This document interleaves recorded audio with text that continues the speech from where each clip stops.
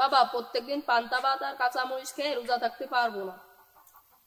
বাবা তুমি তো জানো আমরা গরিব মানুষ, ভালো মন্দ খেতে তো ইচ্ছা করে, কিন্তু সে তৌফিক তো আমাদের নাই। বাবা আমি অত কিছু জানি না, গরুর মাংস ছাড়া ভাত খাবো না। গরুর মাংসের তো অনেক দাম, তাছাড়া আমি যে মালিকের কাজ করি সে ঠিক মতো আমার হাজিরাটাও দেয় না। আমাদের তো একটা মাত্র সন্তান, তুমি কেমন বাবা, সামান্য গরুর মাংস খাওয়াইতে পারো না আমার সাবালটারে?